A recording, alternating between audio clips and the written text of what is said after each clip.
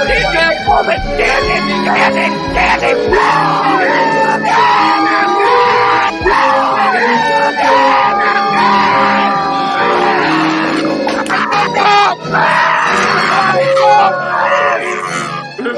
the bang bang, Preston? Come on. I can't breathe. Pub Sports Radio. Come find us in Southtown 101. Subscribe on YouTube and all platforms where podcasts are found. Boom. We're live, baby, live. NCAA Net Profit right here on Pub Sports Radio. It is that time, Max. Basketball fever is running through my veins, through the blood. Always, for us, we always got to be right on it, into it. But doesn't it feel like it's getting there, though? After Christmas ends, conference play, we're starting to roll a little bit. For me, Connor, I am a guy that loves non-conference basketball. It's my favorite of the 3 seasons. Conference season is actually my least favorite season of the 3 seasons. So this is the time where I'm just like fucking holding on to the roller coaster as tight as I can and hoping that I don't get thrown off of it. All right, I love it. Hey, everyone's different. I just meant I get excited. I just love the matchups. Yeah. I actually get excited in October. Because I'm sick of watching college football. I'm sick of hearing everybody talk about anything that isn't college basketball. And from the Pub Sports Radio, people know that I am pretty anti anything that isn't college basketball, to the point that I could be a bit of an abrasive asshole. Well, that's what I mean. So there's going to be a lot of college basketball talk then. So that's what I mean. Well, national titles coming here after college football's dying down. That last bowl game last night. So anyways, I'm hyped. It's Wednesday, big Wednesday. Wednesday always trash day. It's, I think, Wednesday. Throw out the frickin' trash. Let's get in and get some winners today. But first, let's talk about last night a little bit. We always got to break down what happened last night. Let me run through mine real quick before I throw it over to you. The Seton Hall Butler stayed under, which was good. Florida State Wake didn't go over. Wake won, though, which was solid. We like that short number. So that was good. And it was just a split for me there. But Florida State, man, couldn't score. That team that had problems. I thought they could get over what they did, but I think they only had 56. So they did not get the job done. And the one that hurt Max the most, K-State leading by 6 at halftime. That was the time to play Texas, but I didn't think they would, get their ass waxed like that, by 20 points. So that one hurt a little bit. And then the game that I talked about yesterday, it was hard for me. I like both was, Oklahoma covered. They just got the cover. We talked about that total. I like the over. I wasn't gung-ho about it, so I couldn't put a ton of money on it, but those both hit. But I left that off by the end of the show yesterday. Tell them how your day went. Okay. Listen, with my picks in general, they were great. It was a good day pregame betting, which is something that isn't as consistent as I'd like it to be. I will say this, though. Georgia Tech and Minnesota team totals were total letdown. Seeing Minnesota put up 30-plus in the first 25 minutes of the game and then getting literally shut down in the second half was definitely post-traumatic stress all over. And when I saw Georgia Tech, I just thought that this game would be higher scoring. I would have had more of a cushion in the second half. And although it got close, it wasn't close enough. And that does not pay the bills. That pays Gus. And that means Gus and his girlfriend, we're going to be having some good old sexy time. And I want to put an end to that. I don't want Gus having sexy time. I want to have sexy time with Gus's girlfriend. Yeah, we want Gus to beat the street. I'll also say this, Connor. Sorry, I'll also say this. If you were betting the Patriot League last night, I hope you did well, because Army with the win, Navy with the cover, freaking Holy Cross with the backdoor cover. The only dramatic game that happened last night in the Patriot League was Colgate going down outright. But without Jordan Burns, I just have to smack myself in the face and be like, this is not the same Colgate team. Do not have the same belief in the numbers that you did last year. So that was the bear trap I stepped into. But also seeing Liberty come back and punch Stetson in the mouth. Oh, yeah. I liked it, but you're totally right. I just wish, I wish I should have been on that. This Colgate team is not the same, like you just mentioned. That's just what I've kicked myself too. I'm just like, what am I doing? This team is just falling off. But yeah, let's run through some of the scores before we hit up your line movement. We like to touch on early on in the show. Let's run through some of them. We talked about the Baylor with the 10-point win, solid win. Kansas won by 11, got the cover. That game stayed under. Auburn covered South Carolina in that one. Yeah, and that Duke game, just a slower pace, missed shots. I thought there'd be more points as well, Max, in that game. And Georgia Tech covered. I thought it was kind of a lot of points. This Georgia Tech team's not that good, but they're not that bad. So it was starting to reach in that area. I kind of was kicking myself. I didn't grab the points there. We all know the Texas game. I just went over it. God damn. Marquette with a huge – we talk about Providence going on the road. We'll find out about some of these teams now going on true road games, even with not maybe that many kids, and fans in the stands, but still just took a beat down. And sometimes that's going to happen. Yeah. On that game with Providence, I don't think that they had AJ Reeves. I had to double check the box score, but without AJ Reeves, that takes away their most consistent physical scoring guard on that team. And I think that hurt them the most last night. Yeah, that was a rough one. LSU, good home win, 65-60 over Kentucky. That with an asterisk, because let's make sure we point out Oscar Tshiebwe and Savar Wheeler both went out mid-game with injuries. That's true, but they still got the win. But yeah, you're right. There's a few games I want to be on today that injuries, and we'll get into later, and COVID are keeping me off. A couple dogs that I think point-wise just couldn't make my list here that we'll talk about here in a little bit when we talk about the key games that we talk about. Colorado State Air Force, the game stayed under. Just take the under. Colorado State coming off the long layoff. They didn't cover either. Air Force got the job done. I wish I was more all over that one as well. Let's keep rolling through here real quick before we get to your line moves. Ohio beat Akron. We both kind of like that a little bit. If you liked Ohio, I think I was having money line. Yeah. Me too. I liked Ohio there. Just straight money line. Toledo just beat down Central Michigan right back to shitty basketball. They had a cover, and then they're back to getting beat down. I still wasn't going to lay it with Toledo. It's just there was no way I was going to do that. Kent State with the 1-point win. We talked about that game a little. Move from 1 to 2, tight ball game. So depending where you got that for some people. Central Arkansas beat Eastern Kentucky by 7. You mentioned Lehigh, the win over Colgate. Texas A&M didn't get the cover. They did first half, though. You had the first half, right, Max? Yes, sir. But I also had the first half under, which got smoked out of the water. Okay, I didn't know you had the under there. Illinois took care of Minnesota. Good win. Illinois is starting to look like the team we thought they would, early on. Early season struggles there. Rutgers at the rack. Take the 4 points. They won outright, but I thought that was a solid play. This Virginia Tech team, not very. I almost took NC State last night, and I just didn't. I thought it was just maybe too many points, but I didn't think Vod Tech would lose. This team has struggles scoring at times, Max, and it's catching up with them. Let's keep rolling here. We're almost done. Obviously, we talked about Wake Forest, the big win over Florida State. Florida State couldn't score anything. Vandy with the big win over Arkansas. That was a nice upset, Max. 75-74. No, it was not a nice upset, Connor. It was a disgusting upset. It was flawed upset. It was a goddamn Gus upset. So we don't like things that benefit Gus, and that game definitely benefited Gus and hurt me. My heart. My poor heart, Connor.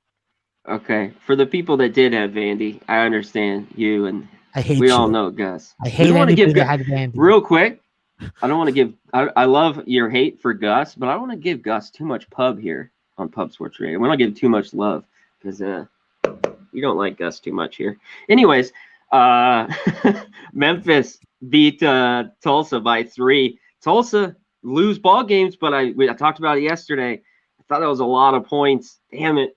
And I didn't play it, and Tulsa loses by 3. In that one, Virginia got revenge on Clemson. That game went over. we talked about a little bit. We thought it might go over there. Tough to beat a team twice, especially in like 2 weeks, max, in a time span like that. Not easy to do, and Virginia got it back done with them. All righty, let's get to today's. Let's get on. Yesterday's is done. It's in the back door. Let's get on to today, and let's get on your line moves. Tell me what's happened from last night, Max, to today, some of the biggest moves side total-wise on the board today. Let's start off with VMI and ETSU. We've seen that total go from 142.5 up as high as 147. Interesting move considering VMI has been definitely a little more defensive oriented in second halves than first halves, and they have been very formidable on the road, winning 4 out of the last 5 games and 4 underdog tickets. So VMI definitely someone to be aware of. Sanford and Mercer, that total's gone from 143 to 146, but there are question marks on both sides.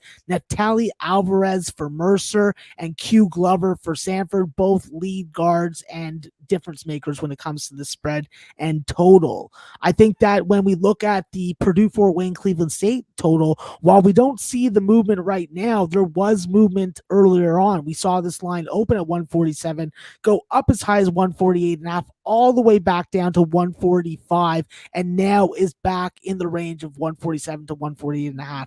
So very interesting line moves there, and that is a game that you have to play your number instead of what's going on with the line. I think that the next game that's had, I think, a significant line move is going to be the Temple Central Florida game. That line opened at 132, now up to 135.5 or 136. Very interesting line move considering Temple is down so much. They have 1 good possession, then 3 bad ones. So definitely perplexing spot there. I think that when you look at a side and a total that's really gone up, really there isn't too much. I think that Furman going from a 2.5 point favorite to 4, and Youngstown State going from a 2 point favorite to a 4 point favorite, that is most likely due to Rasheem Dunn and Justin Winston, 2 starters, rotation players that will not be playing for Robert Morris. But on the Youngstown side, they may not have Shamar, Raton, Mays, and that's a big difference maker, not having your lead guard, point guard, and your best backcourt scoring option aside from Daniel Kingsby. All right. When we look at a couple spreads and totals in the Missouri Valley Conference, haven't seen anything too significant. A couple point line move in the Bradley, Missouri State game, which I think is incorrect. And in the Creighton Villanova game, we've seen a 3 point line move in favor of the under, going from 131 to 128. The Blue Jays have had trouble playing at Villanova in the past. These 2 teams played recently, with Villanova winning, I think, by more than double digits. By double digits, and I think more than 10, I think close to 20. So with that line, that's a very perplexing total for it to be going down.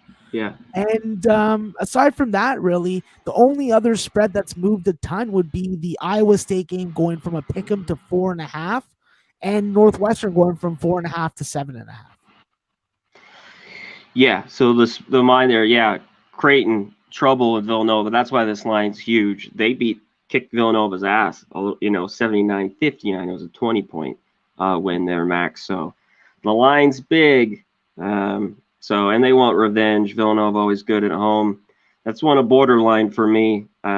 Creighton, I don't know how much I could trust them on the road. We see some of these teams, conference play starts, and one team got their ass kicked. They want revenge. It's tough. It's not easy to go on the road. Even some of these empty gyms with these people, it's not easy to go there and get the cover. But you got any more? You got a couple more? You want to get to your games? Yeah, just a couple more. We did see a move in the Gardner-Webb Charleston Southern game, going from a 9.5 point spread to 11. Charleston Southern is just a Rubik's Cube of a team to figure out.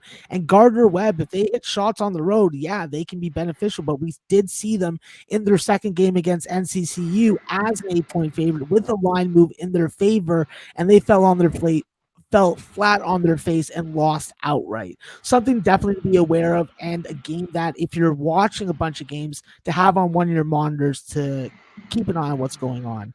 Aside from that, Connor, the only other total move that I feel like mentioning right now would be the total in the Notre Dame North Carolina game. That went from 147 down to 144. And a move that I understand, especially if North Carolina doesn't have Dawson Garcia in the lineup tonight.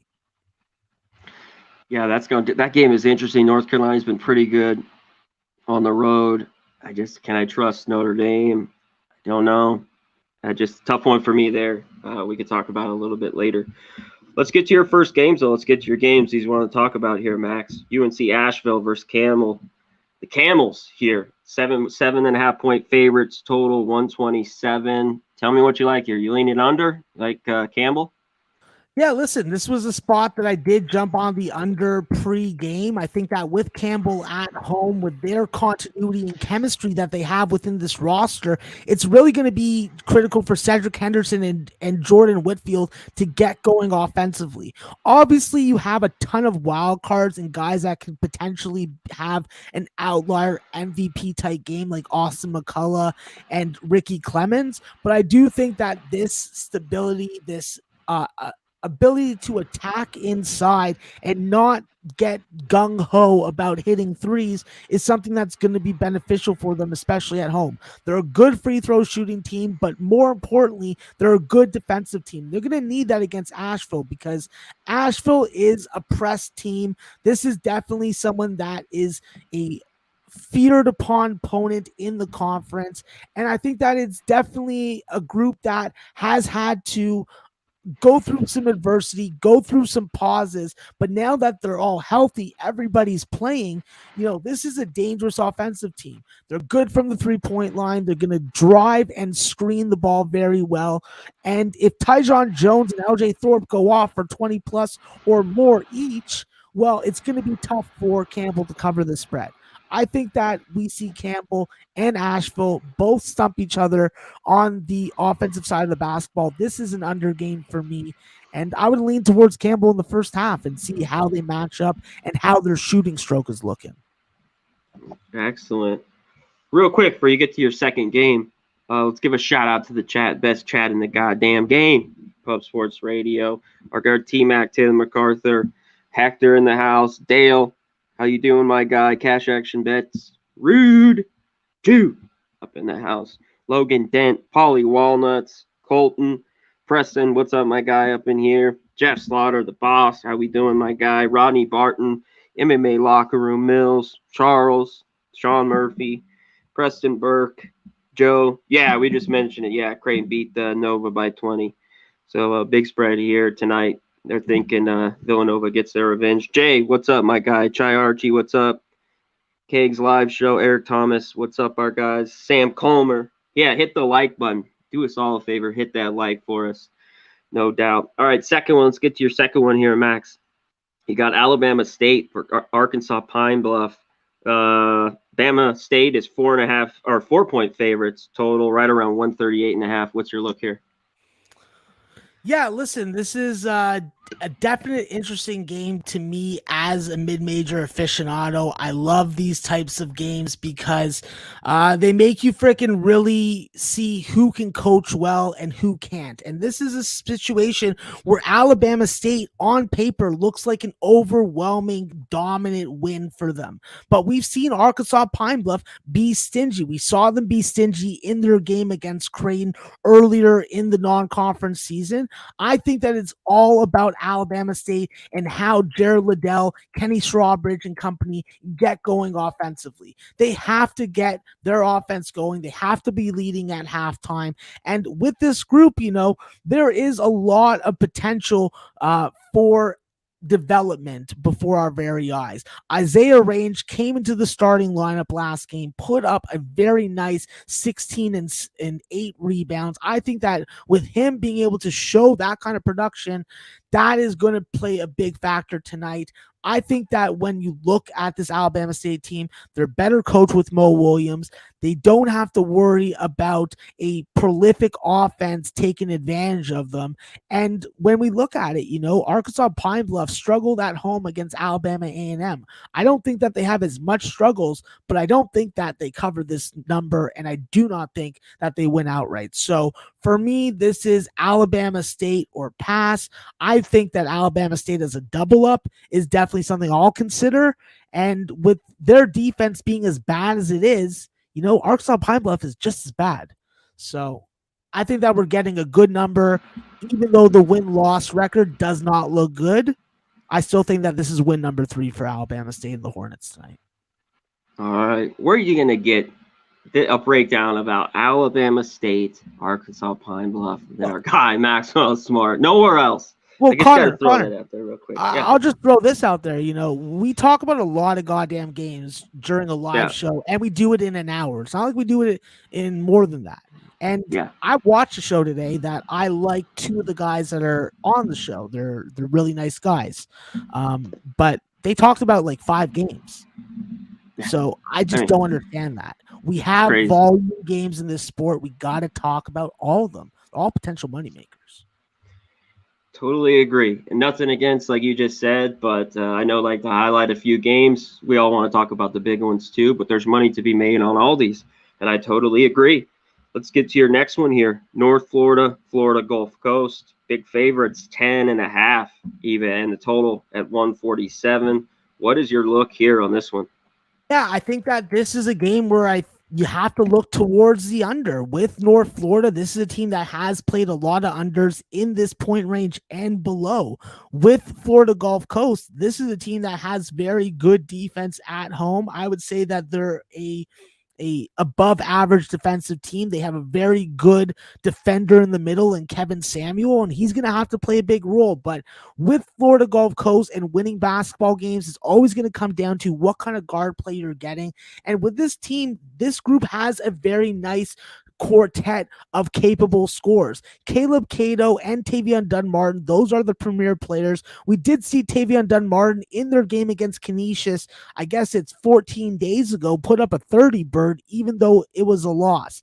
I think that there are guys that can come off the bench for Florida Gulf Coast and give you an outlier performance. Matt Halverson, Carlos Rosario, Franco Miller Jr., all these guys are capable of giving you that big game. That's what makes Florida Gulf Coast that much more dangerous. They're a good 3-point shooting team. They're a good offensive rebounding team, and they do just as good a job, if not better, on the defensive glass. I think that North Florida was a team in past that we used to think this is a prolific offensive team. They're going to shoot a lot of threes. They're going to get a lot of flow and tempo going. But right now, what I'm seeing is a team that struggles to get to 57 or 60 points. And if that's going to be the case tonight, Florida Gulf Coast most likely is going to be able to find a way to cover this number.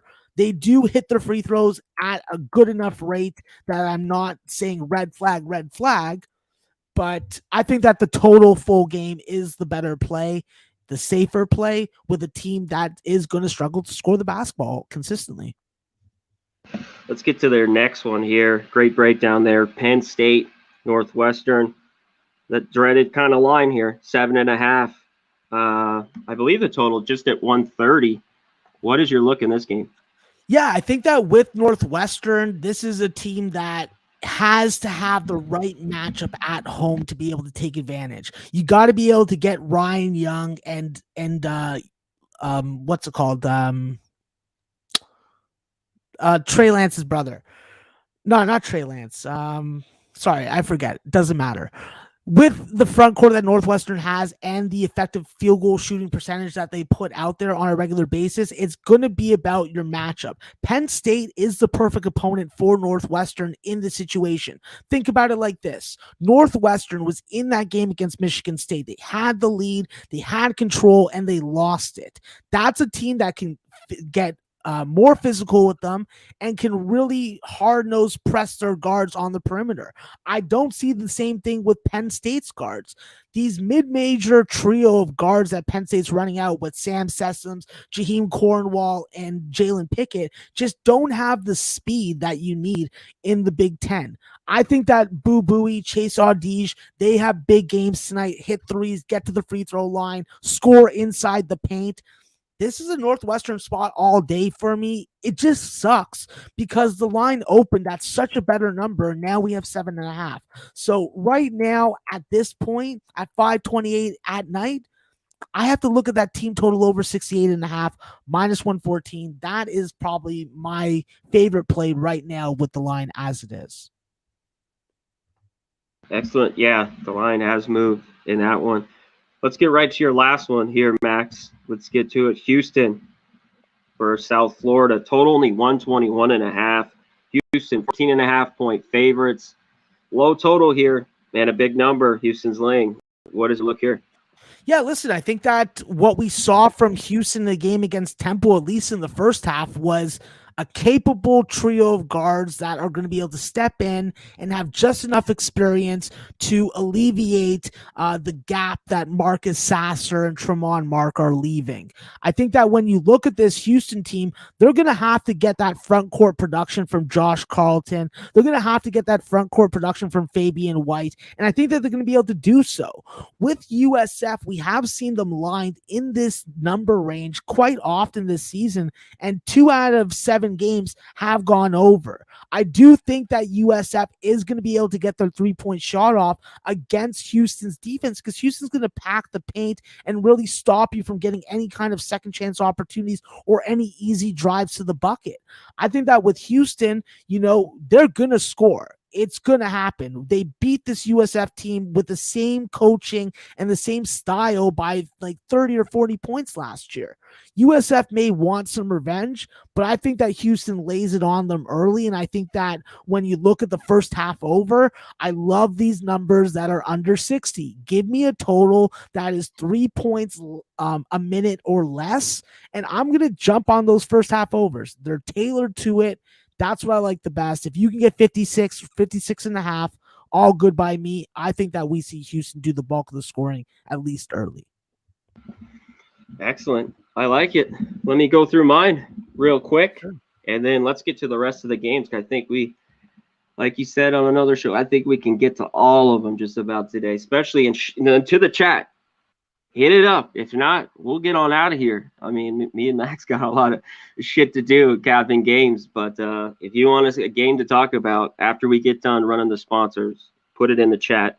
Let me just run through mine real quick. Pitt, Louisville. I got to take Pitt here. I'm riding them. I think they're 6-1 the last 7 against the spread. I know they're going on the road. Louisville's solid here at home, but I haven't trusted Louisville shooting, Max, They beat Wake Forest by 4. They beat Georgia Tech by 3. This is a game I just think it's too many points. We've seen this in the last few days with points like this where there's Oklahoma, Baylor, stuff like that. So I got to take the 12.5 here with Pitt. I also lean towards the under a little bit at 132. Did you have anything in this one? Yeah, listen, I think that with the total going up from 128.5, it definitely is making my eyebrows raise. But I think that with Pittsburgh, they are a sneaky double-digit dog tonight because they may get a Theo Horton back. And if Theo Horton comes back off his suspension, off his false arrest, as I would like to phrase it, I think that Pittsburgh could freaking knock them off. Louisville has to hit shots, and with that pack line defense and Malik Williams anchoring it, it is going to be interesting. Pittsburgh doesn't want to shoot from the perimeter. They go inside, so it's going to be a bruising game. Definitely. Let's get to my next one. Davidson, St. Joe's. I think from a side, this is very interesting. I know why people like Davidson. They've been able to score. They average 78 a game. They're very efficient. I think they're 20th in the nation efficiency on offense. St. Joe's has played well, though. They just beat Richmond. Sidewise, I'm staying off. I lean St. Joe's. They're almost getting 5 here. And then a lot of people, I'd probably like Davidson. They might get it done. But I'm going to the over here, Max. It didn't get over in that last game against Richmond because they didn't shoot the ball well. That's all it was, that 83-56 game, because I was on it. But I think there's more points tonight. So here at 142, I think Funk does enough for St. Joe's. St. Joe's have been playing well. Both teams shoot it pretty good, hit their free throws. So give me the over 142. Did you have anything in this one? Yeah, listen, I think that with the Davidson group, it is going to hinder on what you get out of Foster Loyer. Foster Loyer is a guy I used to make fun of for like literally 3 years at Michigan State. Now I got to throw some dabs and some respect to him because he is an absolute freaking fighter thrower. And he makes a huge difference in this lineup. With him and Haijung Lee on the floor together, they really can operate on either side of the floor and dominate. I think that this is a spot where Davidson dominates. I think that St. Joe's, while I like Taylor Funk and I like Jordan Hall, what they can do offensively, I just don't know who else is going to be able to step up on a game-to-game basis. So I just think that with a bare cupboard like that, it just gives a lot of value towards the Wildcats, and I think that Davidson goes in and smashes them. This one's quick for me, Max. I'm just kind of been riding this team.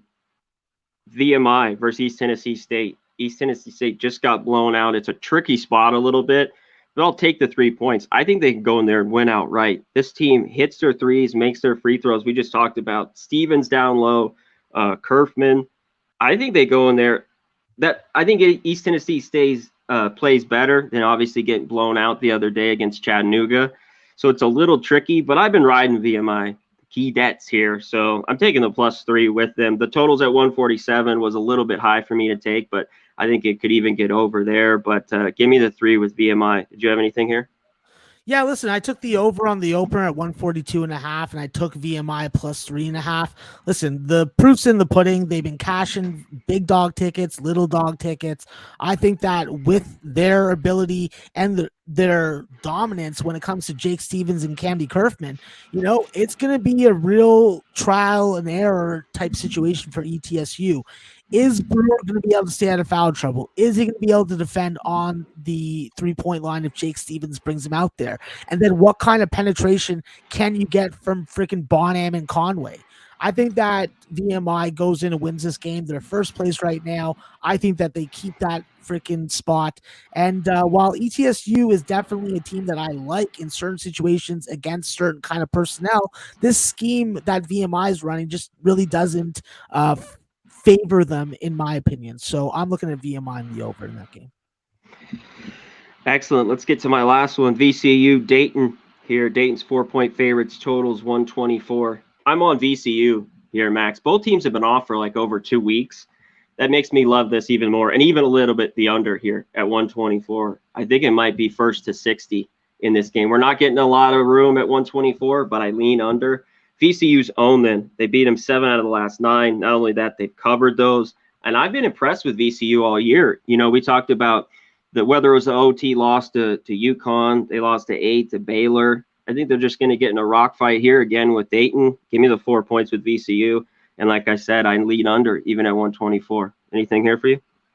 Yeah, listen, for me in this game, I don't have a bet as of yet, but I do think that VCU has value now that the line has gone to 4. At 1.5, I definitely thought that Dayton had value as a money line play, but now, you do have a healthy Ace Baldwin. You do have a healthy bench with Marcus Tashonis and Hassan Ward available off of it. And just having your point guard, Ace Baldwin, just helps a team that's going to play a lot of press, going to try and turn you over. And there just seemed to be a scrappy team. It is important to know that Dayton has owned them at home in this series. And with Dayton, Dayron Holmes is the guy there. If Dayron Holmes has an outlier type game, they win this game and they probably cover the number. But I'm just not thinking that's going to happen with the style of play that VCU is going to freaking orchestrate. So I agree with you on the spread, and I agree with you on the under. I'm not taking no VCU overs, that's for sure. Yeah, it's not crazy, but I might have a little bet on that under. But, like I said, both teams. December 21st was Dayton's last game. December 15th for VCU. Bunch of cancellations. So 2 teams that don't light it up offensively. I love VCU, top 5 defensive team in the country, right around there for me. So it'd only be under. I might have a look with that, but I'll take the 4 points with VCU. And that is my last one. All right, everyone, load up the questions. Shout out to the chat. We're going to hit the sponsors real quick and come right back, and let's get to the rest of the games. Let's get right to it.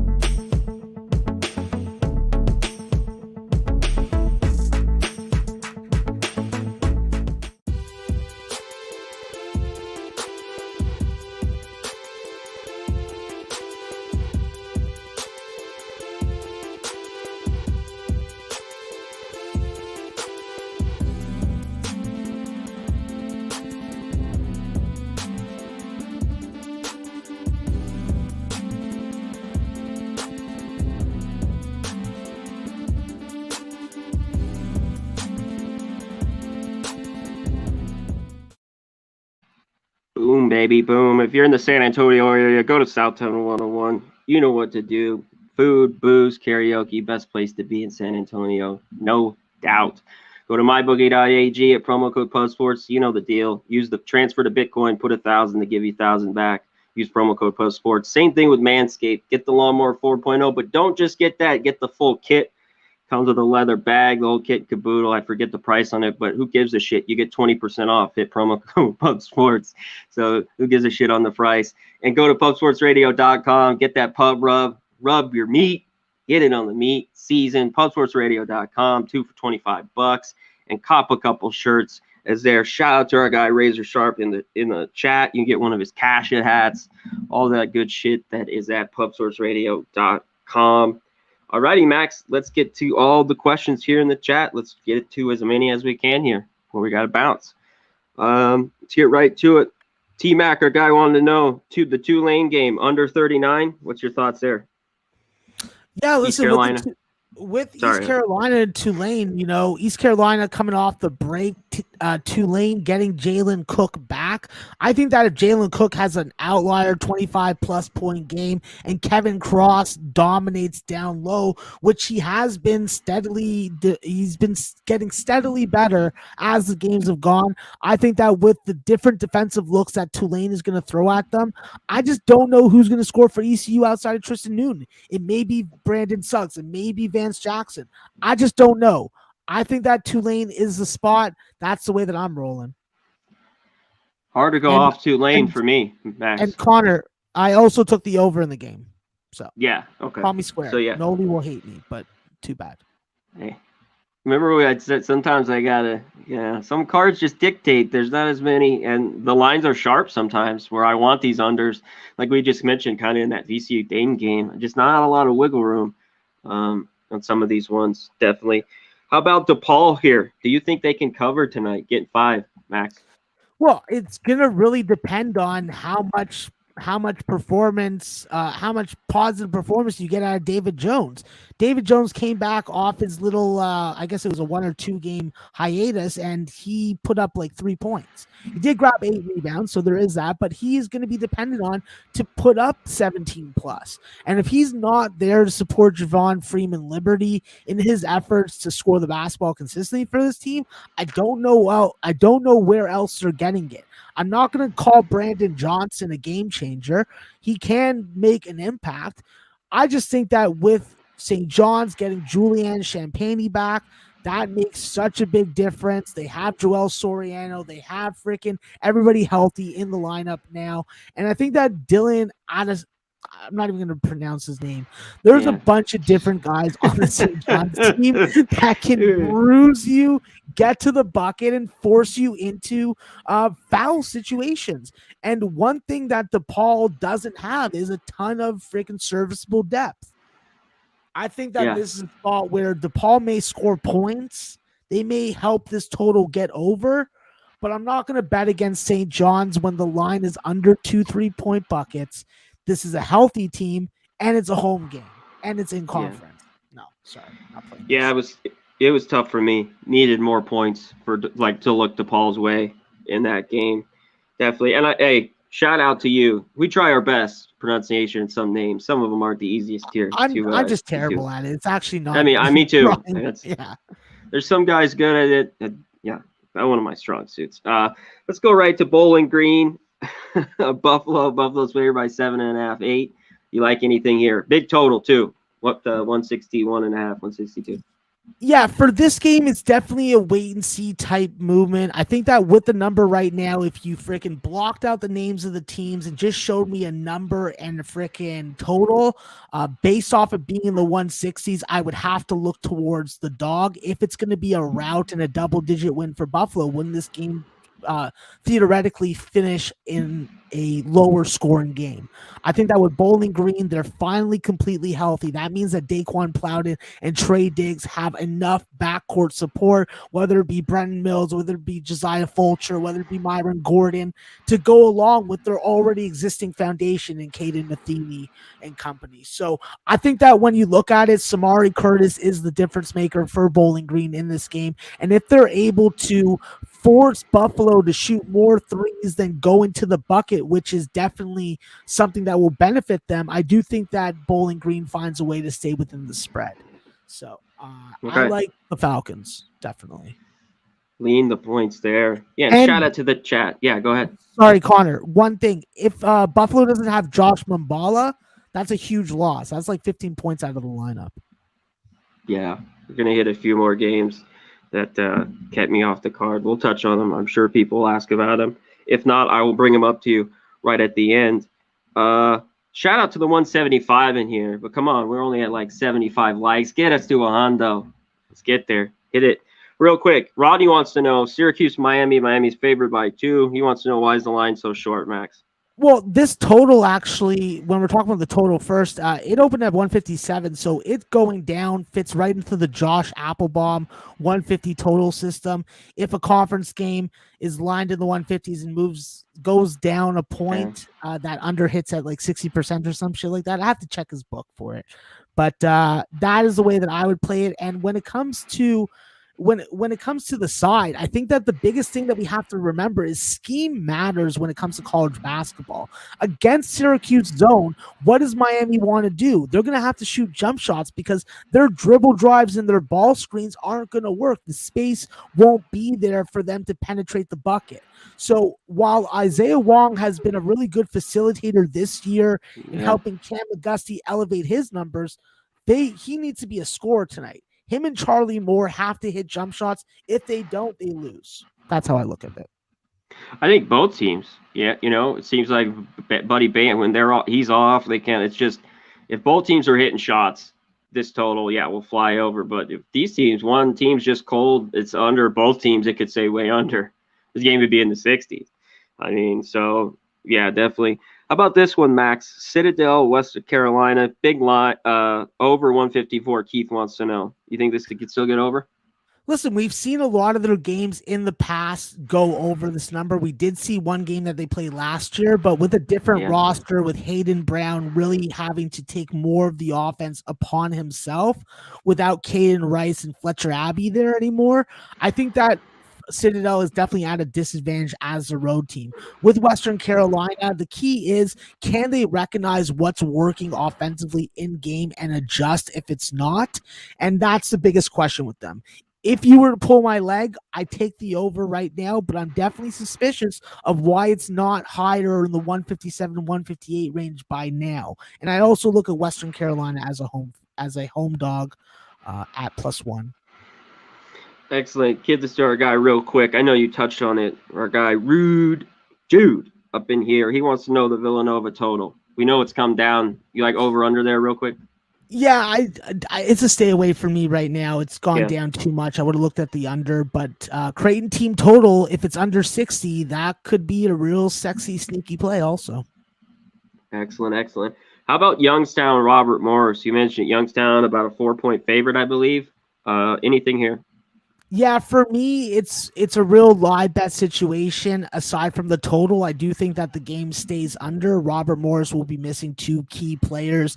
And with Youngstown, if they don't have Shamar Raton-Mays, that really hurts their offensive flow and rhythm.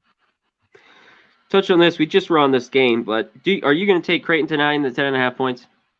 I'm not going to take the full game. I am going to take the first half. I do think that Creighton in first halves this year, whether it be on the road or at home, have been formidable and have been beneficial to your bankroll. So +6 is a number that I'm gunning for. And if I get it, then I believe it will cash.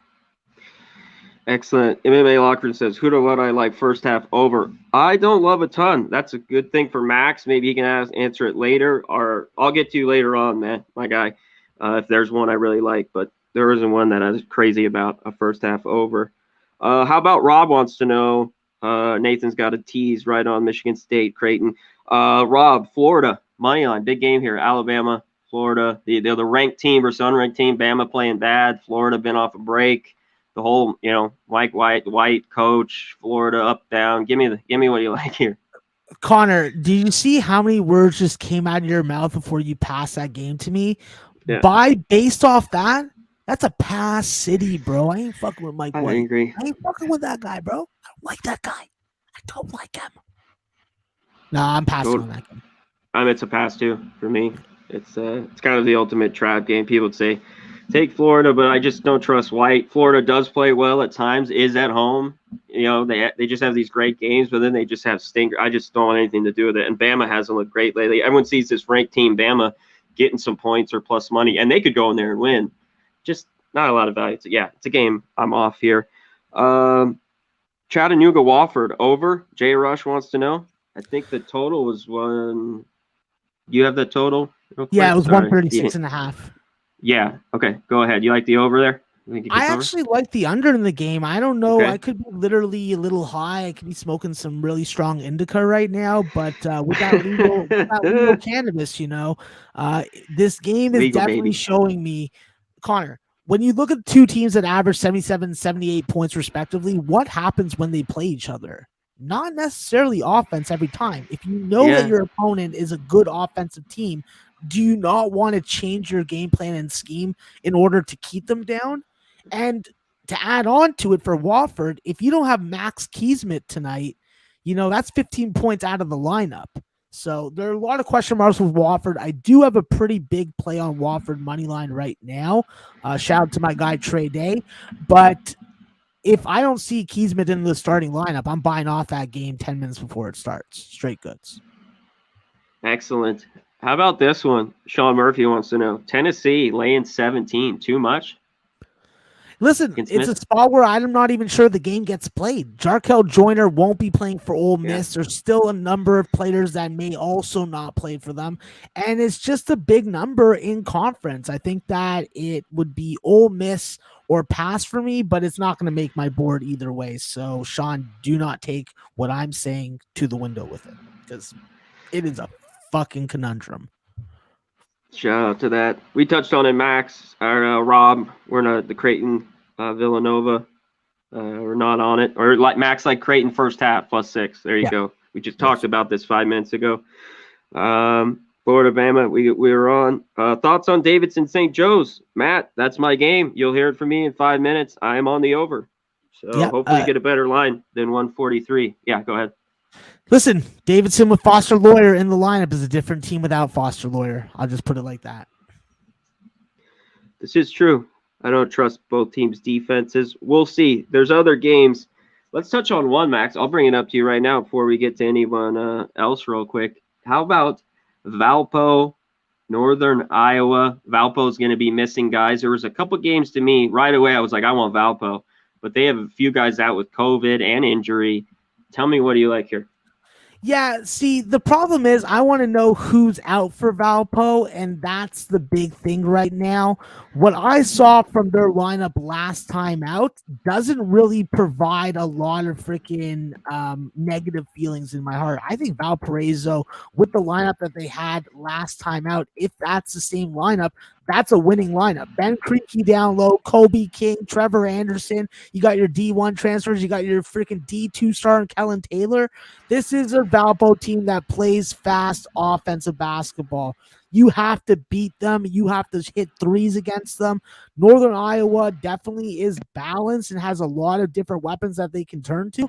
But Valpo has just as many, and they got Sheldon Edwards that can come off the bench. So I'm sticking with Valpo. I think that the number is fine with them. And as long as they don't get killed early on in the first half by Northern Iowa's three-point shooting, I think they're going to be in the game till the end. Northern Iowa, a team that struggles to cover into these numbers, Max, at home. I think they're like 1-8 their last, and even going back to last year, they've had trouble doing it. And I just want to know if some of those guys were in, because I really looked at Valpo today with the points in that one. So that's a wait and see for me too, but I lean towards the points. What did you like? I'm off that game. North Carolina, Notre Dame. Anything there, Max? Yeah, I'll just make this really short, really sweet, and very firm when I say it. North Carolina only. Fuck with Notre Dame. There you go. Yeah. There you go. From the man. From the man right there. Short and sweet. You got it right there. How about this one, Max? This was another game. UMass might be missing guys, because right away I look at them. I wanted that 10.5. You dig deeper, there could be missing guys tonight. Because right when I see that, I go, man. And then also, what about the over in this game as well? High total, I think 151. I personally like the unders in the game. I do think that if Richmond's going to win this game and cover it, they're not going to be able to allow UMass to play their normal style and tempo of basketball.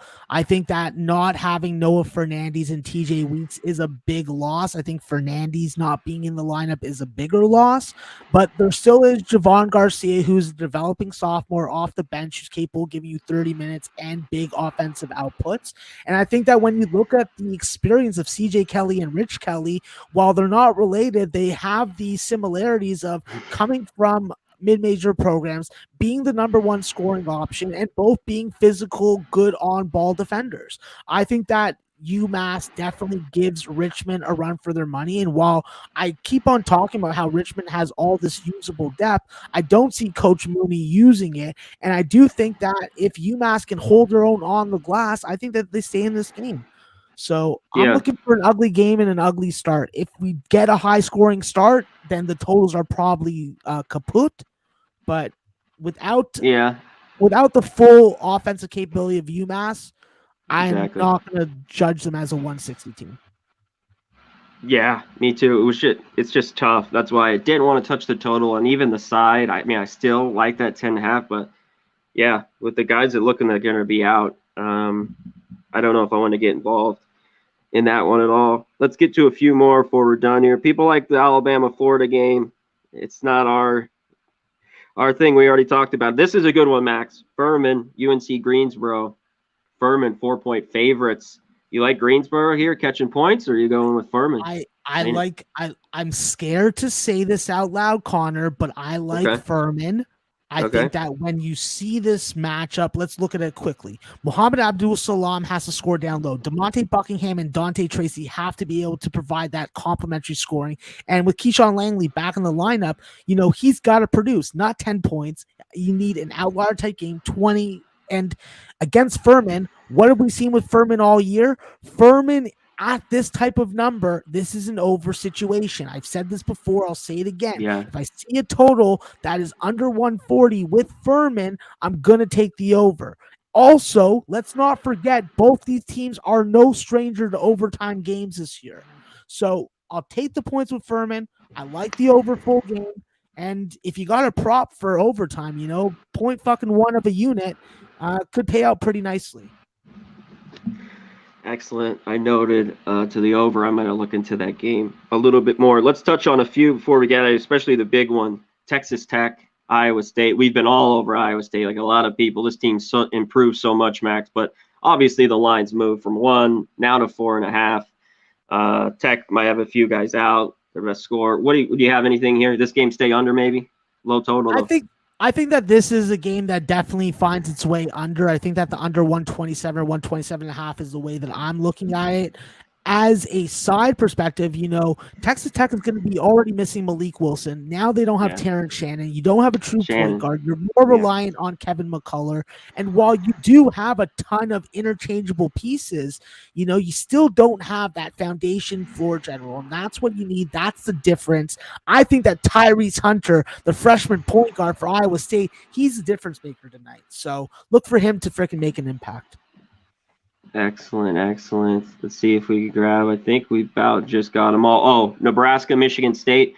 Michigan State just pounding tonight. They're laying 15 total, right around 148.5.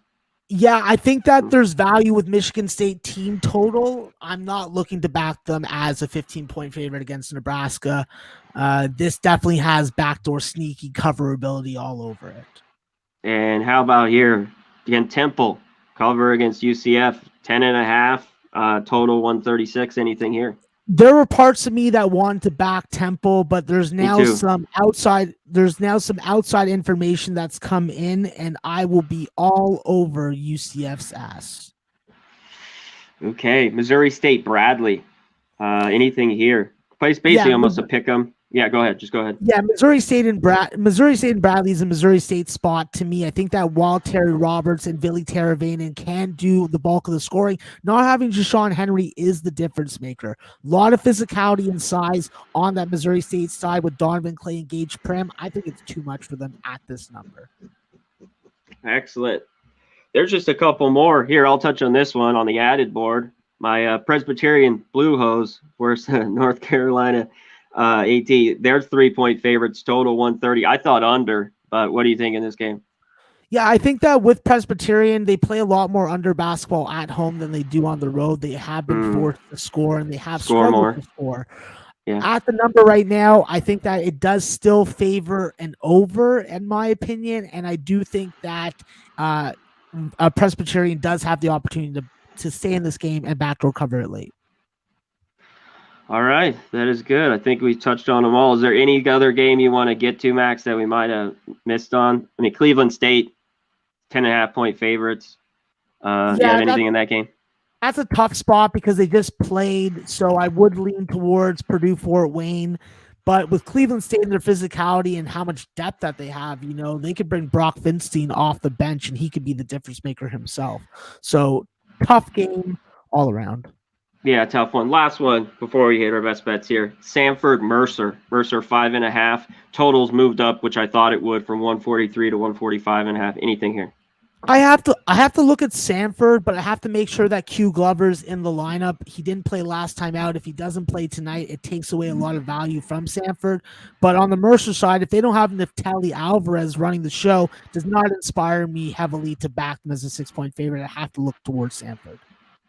Okay, excellent. That is great. I think we got just about to them all, Max. Give a shout out definitely to the chat. Great job working here, guys. 195 in here, almost at 2 bills. Hit the thumbs up, hit the retweet for us. We appreciate it. Give a shout out to the chat, Max. Give your best looks tonight. I'll do mine. We'll get out of here. Yeah, listen, guys, you guys are awesome. I appreciate you guys taking the time to support the channel, support the show, and we're gonna try our best to freaking put you on the money and get those strippers sitting on your laps and no walk of shapes at the ATM machine. So let's go with a couple best bets tonight. I think that we've already touched on a couple of them. Tulane and East Carolina. I'm taking Tulane as a +1. I think that this is a spot that Tulane wins outright. And East Carolina coming off the break, they got a lot more to prove to me than the other way around. With UCF tonight, I do think that Brandon Mahan being healthy, playing the kind of basketball that was going to get him drafted into the NBA is going to be the difference maker. Him, Darren Green, Darius Perry at home is a situational spot. I am aware that UCF beat them by 17. I do think that 10 points is reasonable enough. So I am taking UCF minus the 10. And for my third one, we've already talked about it. It's a spot that I think has value at least early on. And we're going to ride what's been working. That has been Creighton first half plays. We can get a 6.5 right now. And that's what we're going to lock in. So I'm going to roll with that first half play with Creighton, and hopefully it's hookers and not trips underneath the bridge for rough hand jobs. Definitely not. And Creighton played a little bit better early on. I thought they haven't. They played, as the year goes on, they played a lot better than I thought. Getting some points there early on. Let me run through mine, and we'll get on out of here. Pittsburgh, take the 12.5. I think they cover at Louisville. Just too many points. I mean, obviously Louisville could cover this number, but just too much. Not in a conference game like this. Too many there. Davidson St. Joe's over 142.5. Take the over. I lean St. Joe's a little bit. I'm not playing. I'm just giving you on the side there, but I'm on the over in that one. VMI +3. I think they can win money line. Some thinking like this is a tricky spot here, but I don't give a shit. I'm rolling with the key debts. +3. And last, VCU. I'm taking the 4 points. They always play Dayton tough. Both these teams have been on a long layoff. I also have a smaller bet on the total under 124. Not for the show, but it was just a little bit too low. But I still think it could stay under. But +4 VCU, VMI +3, the over, Davidson St. Joe's, and Pitt +12.5. That is it, Max. We are done. We're good out here. Anything before we bounce? Well, just because we did hit the over 200 viewers during the show, thank you, Big Show, for pointing it out. I do want to give out a special Cupcake play before we bounce. Beautiful. We talked about this game earlier. I talked about it. I know that no one else wants to talk about it, but we're going with Alabama State first half -1. I want a winner. I want chicken dinner, and Mo Williams and the Alabama State Hornets are going to deliver. So let's get that special cupcake. Max POD quality, baby. Excellent. You even think 1.5's okay? Because I think that's probably what most people. Okay, you're good with it. Boom, you got it. You got the man's cupcake play of the day. You got here the 200. Shout out to you guys. Hit the thumbs up on the way out if you haven't. We appreciate it. Let's just get that cash. He's the great Maxwell Smart. I'm Conor Mack. We're out of here, baby. We be pumping! Cash, baby.